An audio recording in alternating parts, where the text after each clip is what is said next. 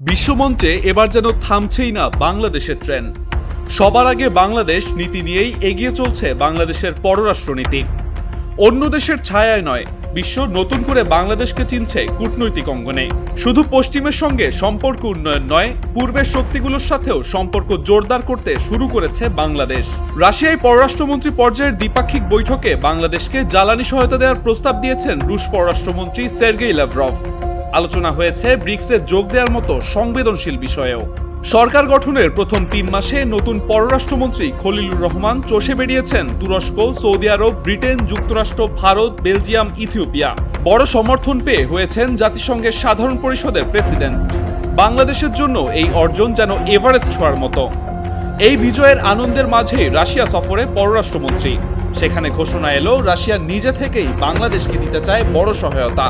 সংবাদ সম্মেলনে রুশ পররাষ্ট্রমন্ত্রী সার্গেই ল্যাভরভ ঘোষণা দিলেন, নতুন সদস্য নেওয়ার সিদ্ধান্ত আসলেই বাংলাদেশের ব্রিক্সে যোগদানের বিষয়ে সমর্থন দেবে রাশিয়া।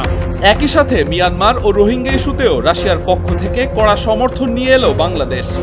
দ্বিপাক্ষিকভাবে রোহিঙ্গা ইস্যু সমাধানের কথা সংবাদ সম্মেলনে জানালেন ল্যাভরভ।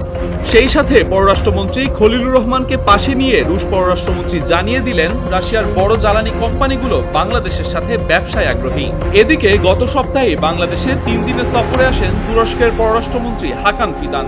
বাংলাদেশের প্রতিরক্ষা খাতে সহযোগিতার আগ্রহ প্রকাশ করেন তিনি।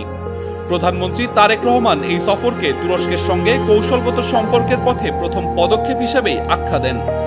রোহিঙ্গা ক্যাম্প পরিদর্শন করেন হাকান ফিদান, জানিয়ে যান অব্যাহত সমর্থনের কথাও।